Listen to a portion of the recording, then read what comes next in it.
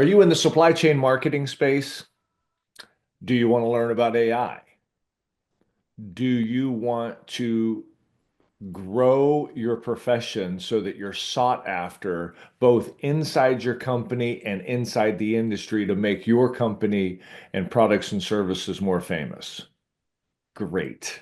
You're in the right place. Hi, I'm Ralph Henderson. Welcome on behalf of the Global Supply Chain Marketing Group to our webinar series on AI in the supply chain space. It's a three-part mini series, and we are in episode 2. Previously seen on episode 1, we were told that AI, generative AI, is going to be bigger than, get this, the internet, the PC. And Bill Gates is the one who said that it's going to be bigger than the PC. It's going to be bigger than crypto. That's good to hear. We also learned that we're still in the early stages. So again, good news for all of us. We're learning when it's the right time to learn, and we will be more equipped sooner rather than later so that we can benefit and leverage our knowledge and our education. We also learned in episode 1 about CORE, and that is an acronym for what we can do with AI. We learned about a prompting process with RTIF as the way to remember that. So we're going to go over all of this again today, but I just wanted to make sure you knew we covered quite a bit in episode 1. This is episode 2. We're very excited. You should be very excited. And I will tell you right now, you are in for a treat. So today, what we're going to do, before I get to today, let me tell you for episode 3, because it is a 3-part mini series, you can register here with this QR code because seats are limited. I mean, we only have, as you guys know, so many registrations for these webinars. So make sure you get registered for episode 3 as soon as you can. And now for today, we're going to be taking what we learned in episode 1 and we're going to be adding to that. But fear not, if you didn't see episode 1, you're still going to get quite a bit out of today. So today we're going to just get more sophisticated into our prompting processes. So now let me introduce you to our presenter for today. He is Russ Henneberry. Russ is a AI-powered digital marketing consultant. He's a speaker and he's the co-author of Digital Marketing for Dummies. I'm almost certain that was written for me. He's the founder of The Click. It's an AI marketing training community platform. You're going to want to get to know Russ as we go through these mini series, and you're also going to want to get to know Russ as you want to learn more about AI. So without further ado, I want to bring up Mr. Russ Henneberry. Russ, welcome to the show. Yeah, excited to be here. Thanks for having me, Ralph. No, my pleasure. We're excited to have you. And with that, we will look forward to your presentation. All right, let's rock. So, yeah, we're gonna go back through. If you were with me on episode 1, and you can go back and watch that after this one if you missed it. But I'm gonna cover the most important part of this, which is that there are 4 core capabilities of generative AI. So, what I've been saying is that generative AI gives us as marketers like a new set of superhuman capabilities. It transforms us into the Flash, where we get increased quality and increased speed. So if we do it right, if we use AI properly, we can find the places where we can get better quality at higher speed, and that is efficiency, right? And so it's going to make you learning this stuff, how to do it properly, is going to make you very competitive going forward. It's going to be, and already is actually, in high demand. So what are these capabilities that AI has? And the first one is create. And this is how I would say most marketers that I talk to think that AI is simply a creation engine. It's something that can create text, it could create images, it can create video to a limited capacity and audio to a limited capacity today. Um, and that's just 25% of its capabilities. It's really, really fantastic at organizing things like structuring, managing, presenting information. So I want you to be thinking about your day-to-day, your job, things that you do every day that fall underneath these four categories. Are you creating things? Are you organizing things? Are you doing research? So are you spending time like looking into things, gathering information so that you can make conclusions? Are you evaluating things? Are you looking at data? Are you having are you needing things improved or scored or graded? And this is how we examine and interpret data. So when you think about AI, broaden your thoughts in terms of like what is it capable of? Because in reality, while AIs like ChatGPT and Claude and so forth are really pretty impressive when it comes to this create function, the ability to generate new ideas and designs and content, it's actually its weakest capability today. It's really great at organizing things, researching things, and evaluating things. So stick around here for this training. I'm going to get through some rules of AI and how I think you should be thinking about AI as a marketer. And then we're going to do some exercises that will demonstrate a lot of what I'm going to teach today. So AI rule number one, LLMs know quote unquote everything. Okay, so LLMs know everything. So here's something that is quite annoying about AI and that is uh, pretty crazy how hard it is to get AI to just simply say, I don't know the answer to that question. It's sort of the know-it-all person. If you're old enough to remember the show Cheers, it's like Cliff Clavin. He's got an answer for everything, but AI will almost always answer you. It's going to give you an answer and it's going to sound convincing. Now, the quality of that answer is going to be up to you. This is an AI generated image that was supposed to be creating an image of me, but I think that may be me maybe like 25 years ago. Uh, so here's the concept I want you to wrap your brain around, which is that LLMs, which stands for large language models, are L. They're large. Okay, so an LLM is L. It's very, very large. It's a huge amount of data and information in its brain. So you can see here that ChatGPT 4, for example, has about 175 billion parameters, which we don't need to worry about parameters as an engineering term, but what it means is that there's a whole heck of a lot of information inside of this brain, and that the size of this model, how big and how the breadth of its information and knowledge that it's taken into its brain is partly a weakness. Okay, so we've seen the strength of it, where you could ask it just about anything. You could ask it for a lasagna recipe, or you could ask it for the formula for return on ad spend, and it's going to know all of these things. So it's got a tremendous um, breadth of knowledge, but it's actually not just a strength of the LLM, but it's also a weakness. Your goal as an AI marketer is to make the model smaller. I want you to think about it that way. And I'll bring this up. I'm going to illustrate this by telling you that, in fact, the AI knows nothing, right? Okay, so it knows everything and knows nothing at the same time.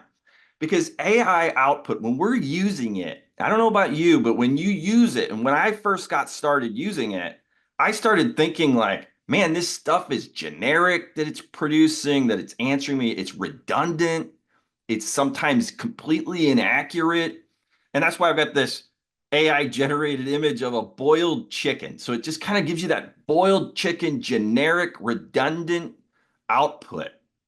And the second thing is that AI models hallucinate. You can see this AI is like sitting around at Woodstock or something here. So an AI model will hallucinate. And a hallucination is this phenomenon where the AI just kind of makes things up.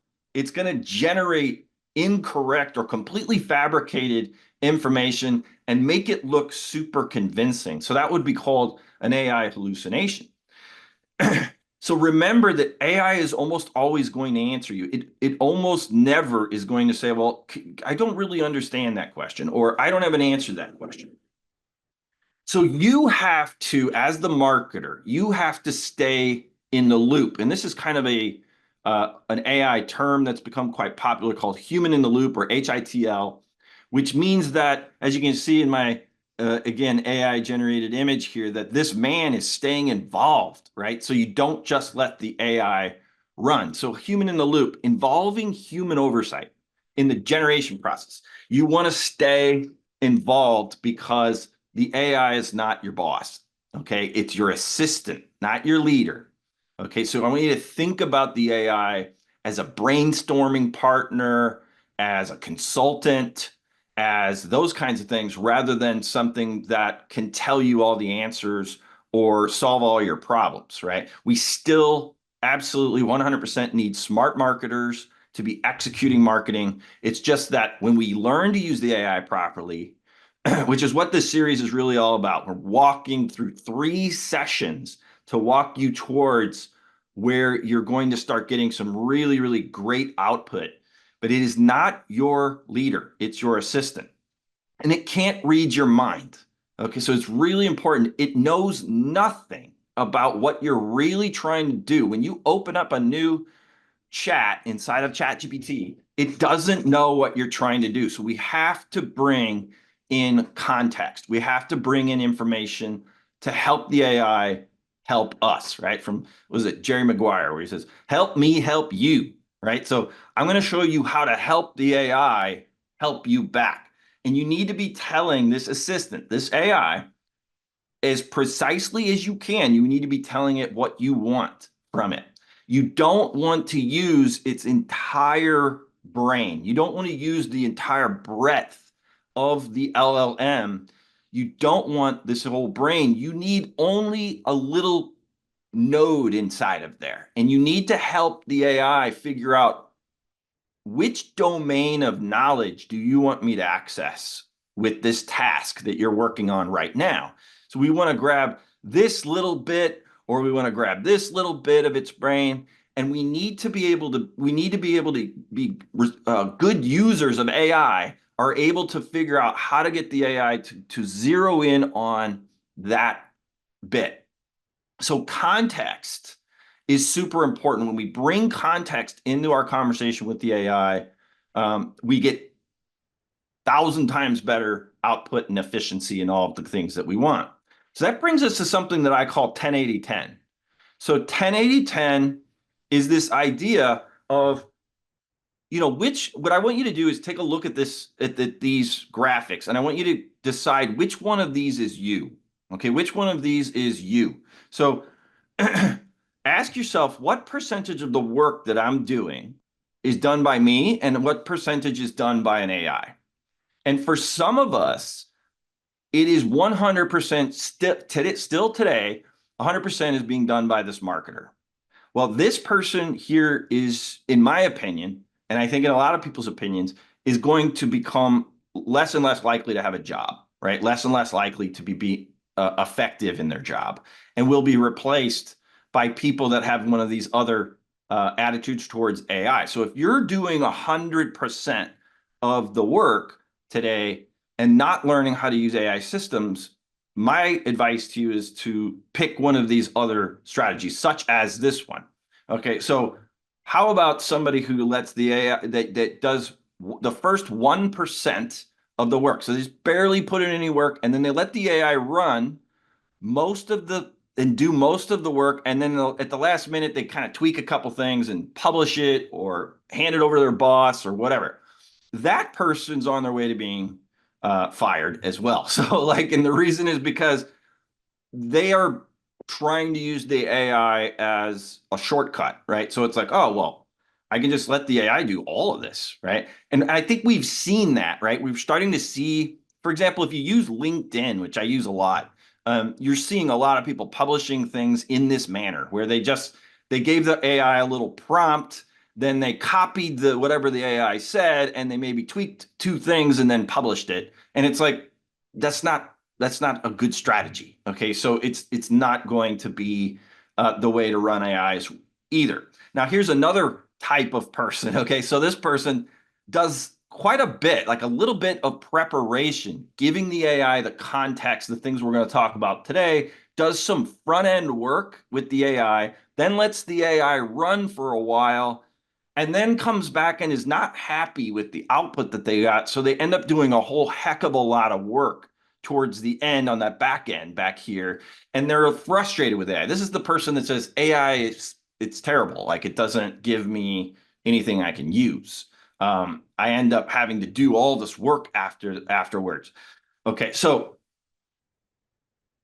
10-80-10 is a better target. It's an attitude. It's a way of thinking about how AI can work for you. And that is to say that you want to spend a good amount of time prepping and making sure you're properly bringing context into your conversation with AI, then let it run the middle part, and then come back in and plan on doing quite a bit after that. So this is just a rough sort of rule of thumb here. We need you though remember this, to stay in the loop, so it really looks more like this, where you're going to go in there, you're going to do some preparation, you're going to get this thing set, and then you might let the AI run on something, and then you're going to come back in and you're going to change things, you're going to redirect the AI, you're going to edit things, you're going to do all, and then you're going to let it run on something else, and your workflow is going to start, if you become like more of an AI powered marketer, your workflow is going to look more like, I do bursts of work, and then where I find the right places, I let the AI go and do something faster and with more accuracy and quality than I ever could have done it. And then I come back in the loop. And this is how I see uh, the best marketers in the world will have a workflow that looks like this, that runs on the front end and then brings themselves back into the loop and keeps adding their own expertise and that human side of what marketing requires. So next rule, this is an important one because you need to know that AI forgets things. So one of the places that we are seeing an evolution in AI. So there's several places that AI is evolving and getting better each day. It gets a little bit better, a little bit better. And only one of the many ways that it's evolving is in its intelligence, right? That it got smarter. There are several other factors that are creating more and more powerful AI every day. And one of those is its memory, its ability to remember things. When we first saw AI back in November of 2022, its memory was super small. Like it couldn't remember things after you would talk to it for a little while. Maybe you'd put 3 or 4 thousand words into a chat, and then it would forget the things that you said at the beginning. Because the way this works is that there's a concept called a context window. Every AI system has a context window, and that is the amount of information the model can remember. It can keep in its memory while you're talking to it. And if you start off well with an AI, and then after a while you're like, man, it's really getting the output's getting bad. Like I'm not getting what I thought I was going to get out of this. It's probably because the AI has forgotten. And so another couple of concepts here. So you can see ChatGPT 4, for example, the latest iteration had an 8,000 token context window. And a token is basically just a word. Like think about a token as a word. It's not quite that simple, but it can be, one word could be 2 or 3 tokens, but it's an easy way to think about a token is as a word, but it's more of an engineer term. And so ChatGPT 4 had an 8,000 token window. Um, Today, it's, I think, triple that. And Google's Gemini has a 1 million token context window. Not surprising that that would come from Google, who has this great big infrastructure to handle that amount of data. But one of the ways we're seeing AI evolve is through the number of tokens, the amount of information that it can keep in its mind. And when it reaches that token limit, what happens is the older tokens are forgotten. So like if you're talking to it today and it still might remember what you were saying yesterday, but then the stuff you were saying last week starts to fall off the conveyor belt, So it gets replaced by new tokens. And so keep that in mind as you see AI evolve. One of the things that's going to get better and better and better is how much it can remember. So as context windows get larger, AI capability is going to increase. This is important to understand that as a marketer, you might work with things like audio and video and maybe big, large sized images, things that take up a lot of memory. And as the context windows keep getting bigger, and as the capability of AI in terms of being able to accept and understand video and audio and things like that, you're going to see new use cases, new ways to bring AI into your workflow because the context windows have gotten larger. You could put right now in Gemini, for example, you could put about hour or 2 hours. It's the largest context window in Google's Gemini model. You could put maybe an hour or two of high definition video in there and ask it all kinds of questions about that video, and it will understand the whole 2 hours, right? Up to around 2 hours. It could tell you like if there was a part of the video where there was text on a whiteboard or something, you could ask it, what did it say on the whiteboard? And it will know what that is. That's how detailed it's able to sort of absorb into its brain, even things like video. So the last rule I want to cover is that you need to be bringing examples and custom knowledge to the party. Okay, so I'm going to introduce a newer. So if you took the first class, and if you haven't, that's okay. You'll be able to go back and do that first class after this one. But I want to introduce a more advanced concept when it starts to come to communicating and getting output from AI. And that is the idea of bringing in examples and custom knowledge. And that's what the big lesson is of today. And it's going to walk us into session 3, where I'm going to go all the way with this concept right here. This is really, really important. So let's talk about examples and custom knowledge. What is multi-shot prompting? So multi-shot prompting is a technical term that people use in the AI space. And really what it means is multiple examples. So a shot is an example, but you might hear people that are talking about AI and wanting to look super cool say shot instead of example. But really all we're saying is bring examples. So here's what I mean by that. Here is a 0-shot prompt. There are no examples in here. And this goes back to what Ralph mentioned at the open, which is that when we prompt AI, we want to give it a role, a task, input, and a format.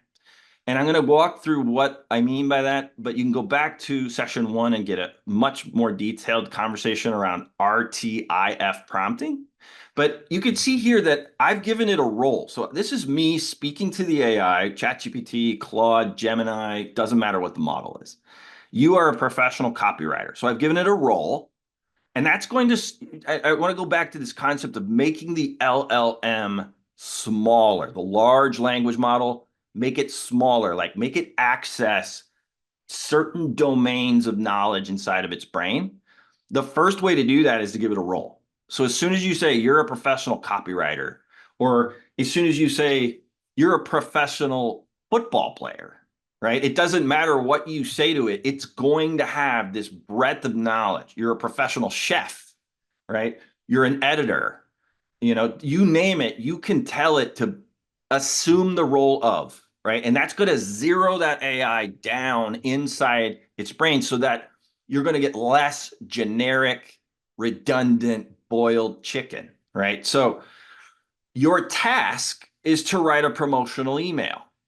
So that might be something that we would do as a marketer. That zeroes the AI down even further. So not only am I a copywriter in this prompt, but I'm an email copywriter. Okay, I got this. And I'm writing promotional emails, not content emails. So I am zeroing, I'm driving down into that AI's knowledge, right? I say, you need to write a promotional email for this product. And then I give it some input. the input in this case is a product description. So it's for this product, the gravity blanket, the weighted blanket, which is designed to improve sleep, reduce stress, etc. You can see that there's an input here. This has 0 shots. It has 0 examples. This, on the other hand, has 1 shot. Okay, so it's the same prompt, except I added this part where I say, here is an example of a promotional email that you can model. I paste an email in there that is good, right? That maybe I wrote this myself, or I went and I found a competitor that I think writes good promotional emails, and I give it 1 shot. So I say, all right, I want you to write this email for this product, and here's an example of a good email that you can model. That is going to get you 100 times better output, 1,000 times better output. It's going to model that last email. And then if you go and you give it a few shots, what we call few shot prompt or multi-shot prompting, all it means is multiple examples for it to model and learn from. It's the same prompt, except it's a billion times better, this prompt, because it's giving 5 shots. It gives it 5 shots.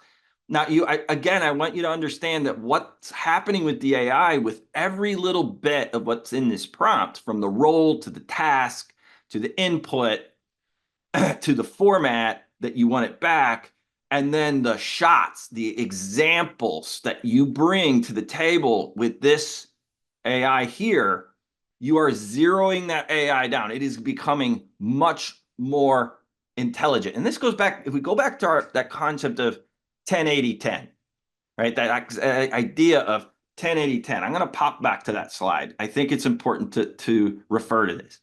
This preparation that we're talking about is this part right here, right? Where you're getting the thing ready. You're taking the time.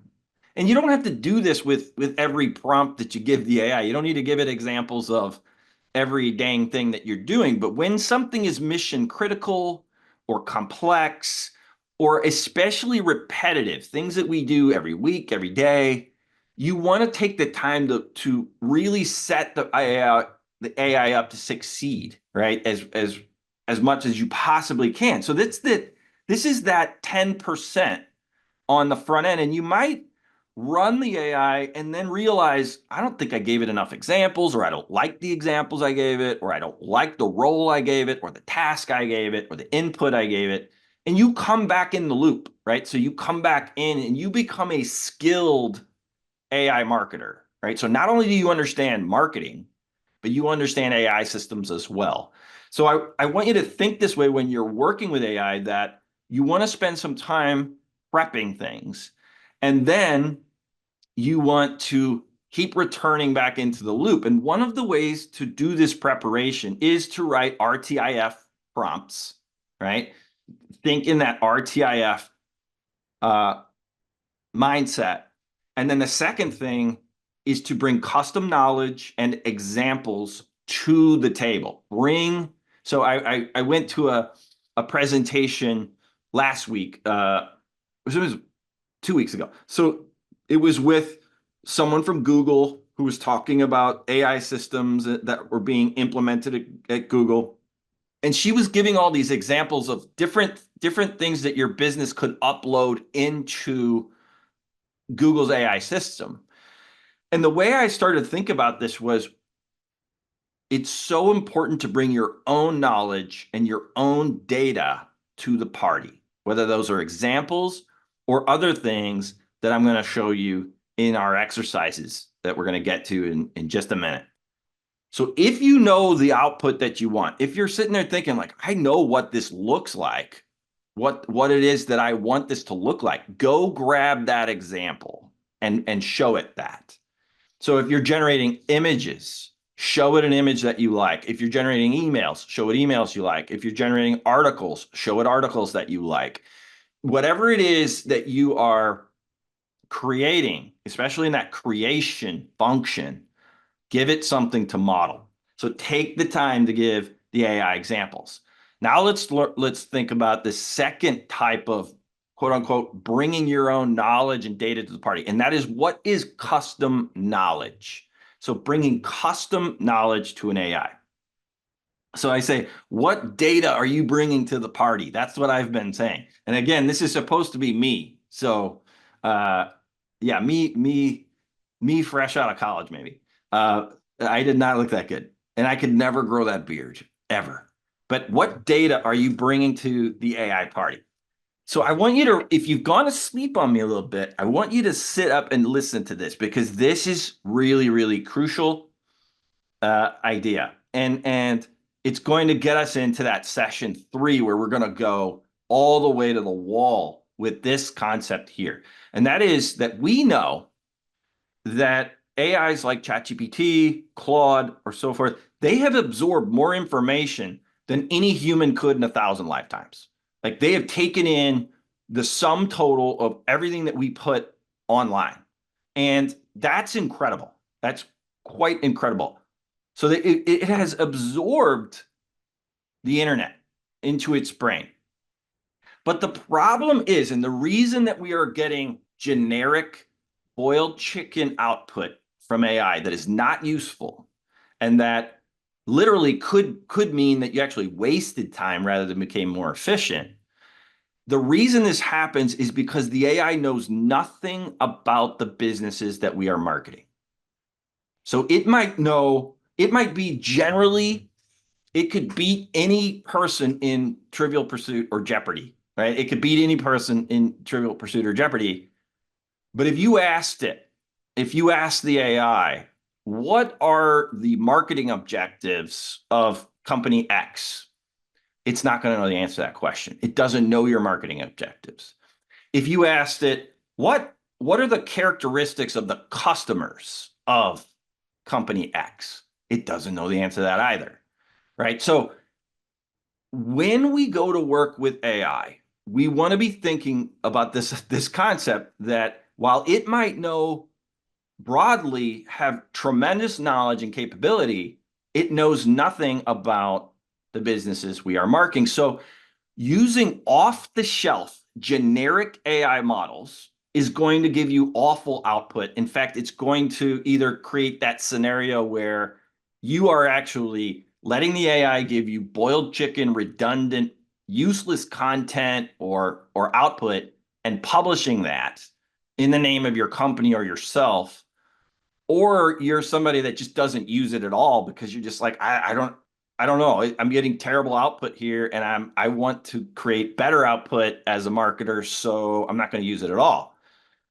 The problem is that you're using the AI as it's handed to you, the base model of the AI. So what I want for everybody out here that's listening to this and watching this is for you to become an AI savvy marketer that learns how to bolt tailored business data onto an AI.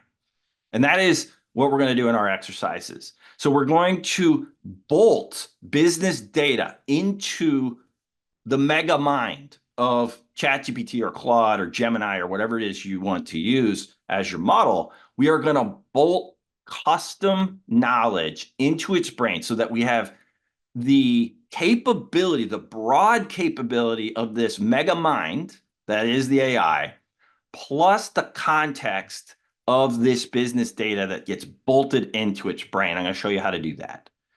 If you want to follow along today and you want to participate in the exercises, and you could do this after and just watch the recording and just watch me do this if you want, or you could open up another tab or on your other monitor or however you want to do this. You will go to jointheclick.ai, which is my website, jointheclick.ai, and then slash SCB2, so supply chain brain 2. If you go to SCB1, you'll get the exercises from session 1. So go to jointheclick.ai slash SCB2. Now that's going to open up a folder for you where the exercises and then one other document is inside of that folder, which we will get to in the exercises.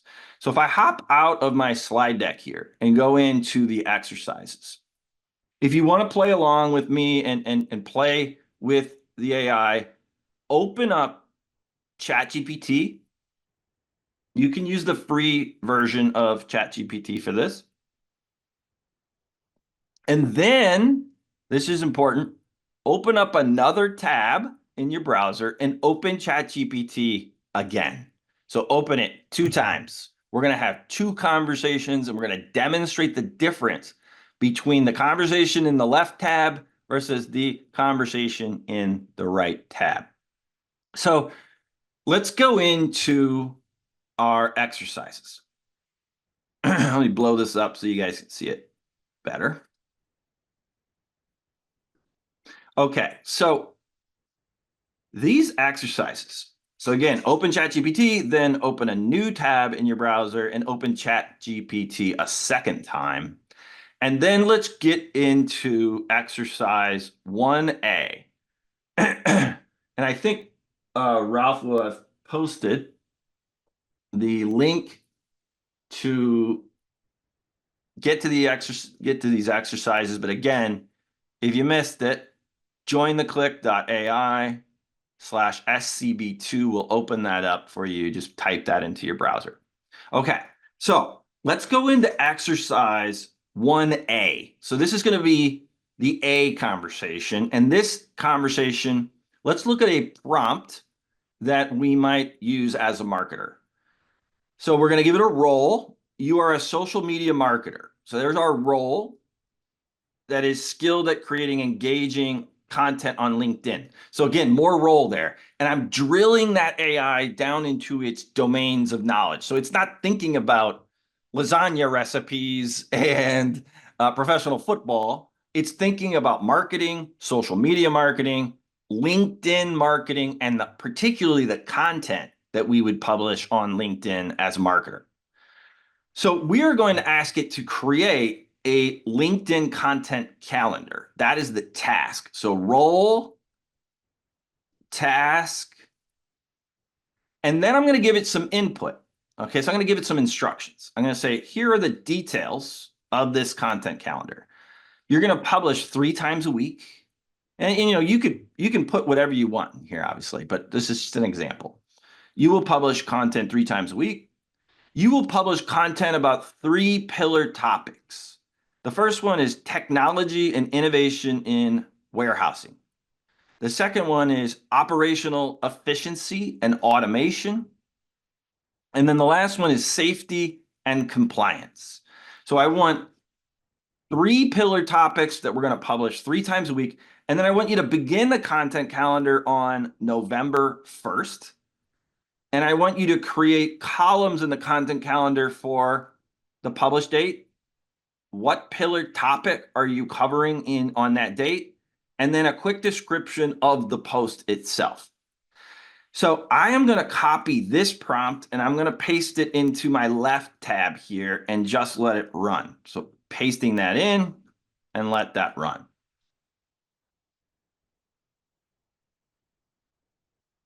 All right. So the AI has created a content calendar here. So over on the left, we've got the published date, so November 1st, 2024. And remember, I had 3 pillar topics. One of those was technology and innovation. And I say to it, okay, cool. Like let's read through these. If I'm the marketer here and I'm actually trying to put together a LinkedIn content calendar for my company or for a company that I serve, I look at this and I say, okay, explore the future of warehousing. Let's discuss how AI and robotics are transforming storage facilities. I like that. That's a good topic. Operational efficiency. Efficiency is the name of the game. Here are 5 automation tools improving warehousing operations. Cool. And then we've got safety and compliance. Safety is crucial. Learn how updated compliance standards help protect workers in busy warehousing areas. So pretty good output from AI here. And I could,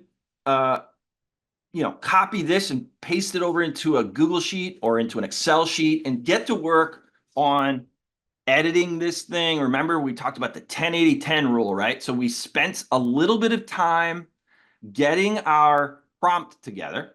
We got, this prompt together. It's, we could have just said, hey, create me a social media calendar for LinkedIn, right? That's a very weak, short prompt that doesn't have a role, doesn't have a task, doesn't have any input, doesn't have any format.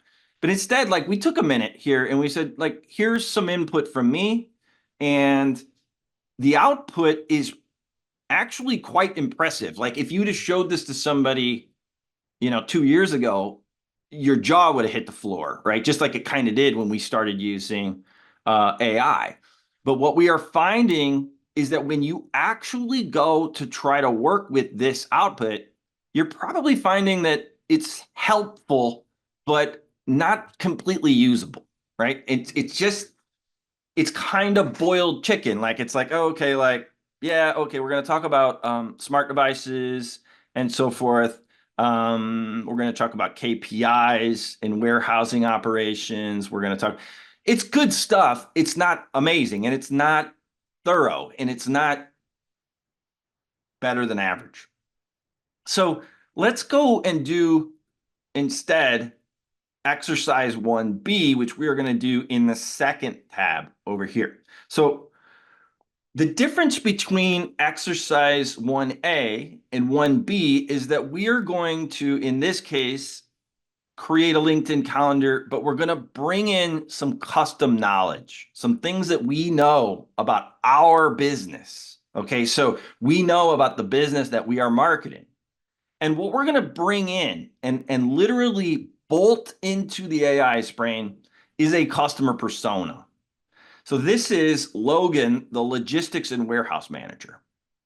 And Logan is in this sector and industry and blah, blah, blah. And if you're familiar with building customer personas, you will know that about 80% of the value of building something like this is to get very, very clear on the pain points, the problems that your company that are relevant to what you sell as a company, whatever you're marketing.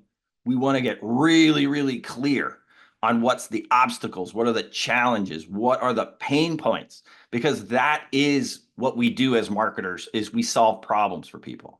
We put we put products and services in front of people that have problems that solve their problems, and we explain how that problem gets solved. Well, the step one in marketing has always been to understand the customer.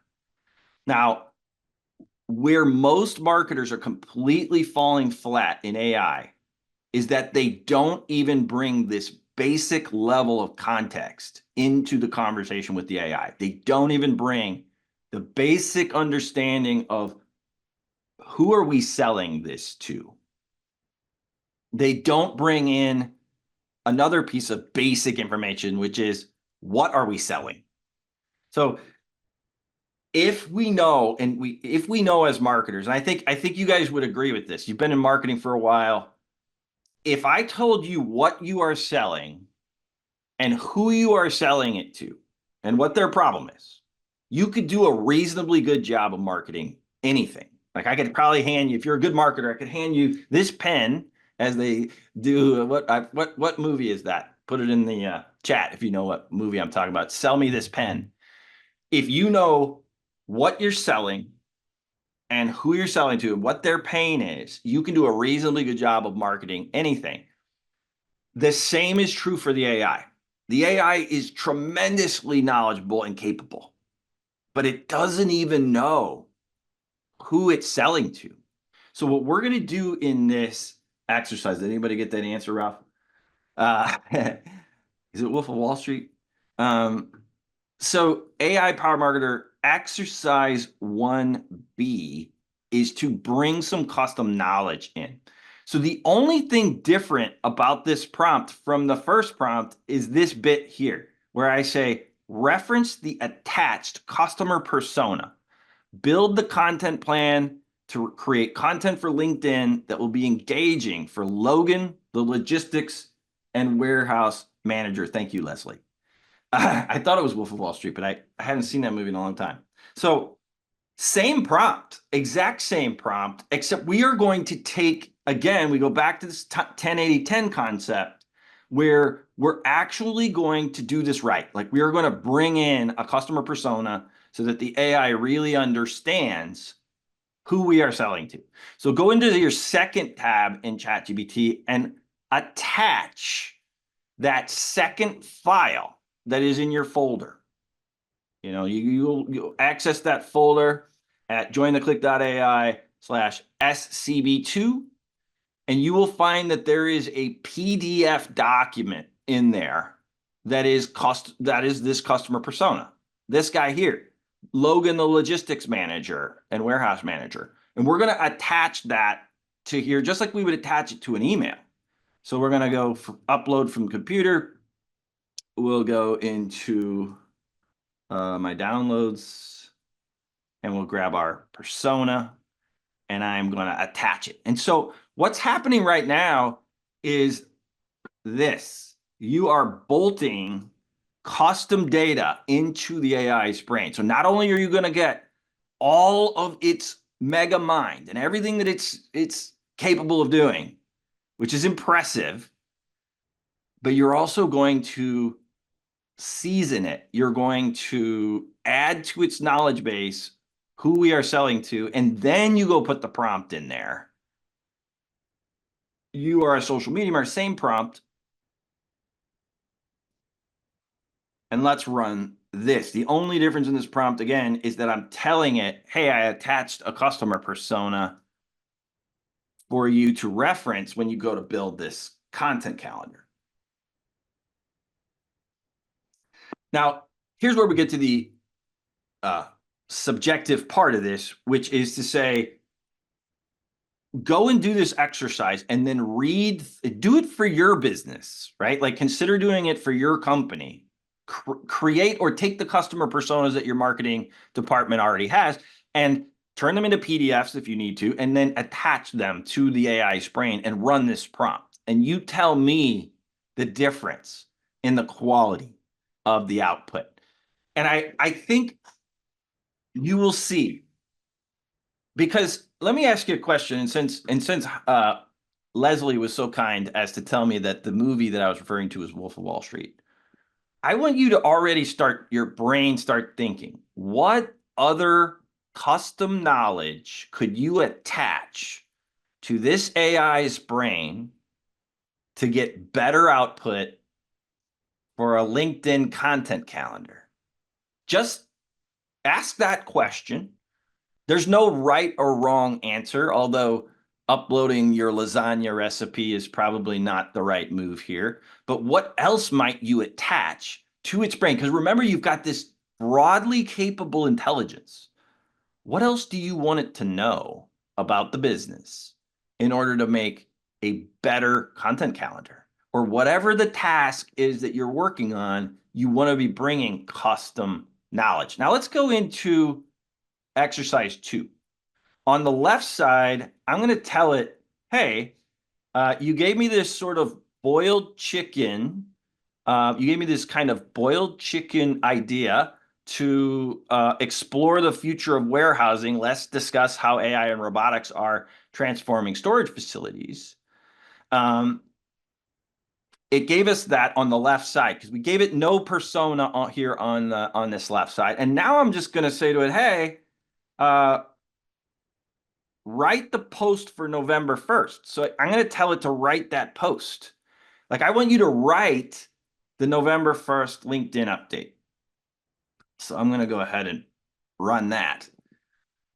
And remember that AI will always answer you, almost always answer you. It didn't understand what I was trying to get it to do. So write. I'm going to be very polite because that's what my mother taught me. Yes, thank you. But please write the actual post for LinkedIn.